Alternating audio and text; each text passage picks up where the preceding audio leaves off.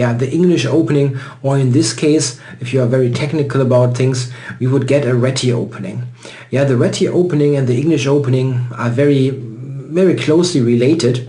Usually it is called the English opening if black plays without d5. Yeah, if he plays c4 c5 or c4 e5. Whenever he prepares d5, and for example, let's say we continue like this would be a Réti opening if white does not go d4 to transpose into a mainline d4 opening. So c4 c6, what should we do against this move? In fact, our choice is again very much influenced by move order tricks. Let's imagine black plays knight f6, which is very popular, and as mentioned in earlier videos, my repertoire choice is g3. Now black plays or can play c6, still having d5 in mind. Yeah, so if we continue here, well, you already know what I'm going to recommend against 1c6, do you?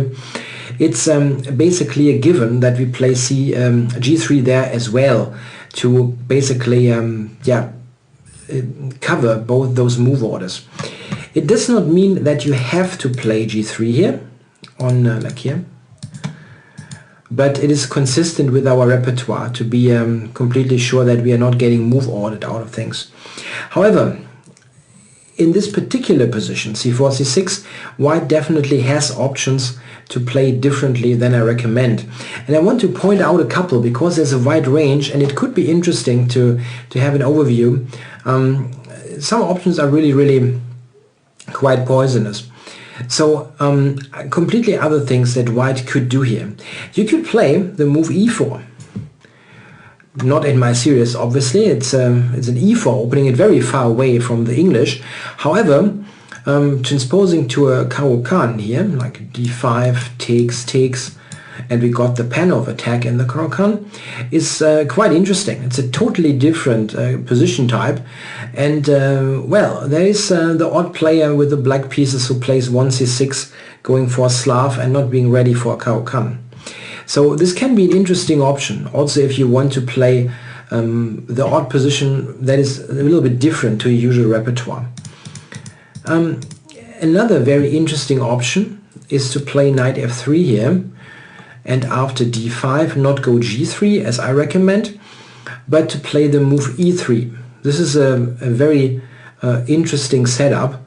The idea is that in many situations that white delays d4 can be quite nice. For example, after bishop f5, white could take, and after queen b3, black is regretting his bishop move. This idea, delaying d4, can be, as I said, pretty hard to meet for the black player who does not know the ins and outs.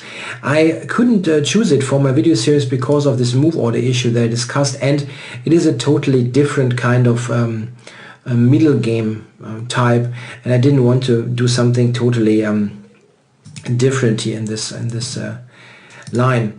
The other thing that you of course can do is to just say, okay, I don't mind the Slav, and pick a line in the Slav defense. White has a wide choice, of course. Lines that I like that are not much to study are knight f3, knight f6, and now the queen moves queen c2, queen b3, quite similar in nature.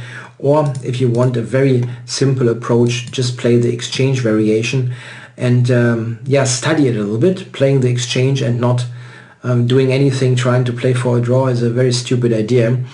But if you play like an early bishop f4, delay the knight development, this is pretty poisonous. I mean, black has to know his way around there, and I have won tons of games with this, even quickly sometimes, because black players tend to underestimate the exchange variation.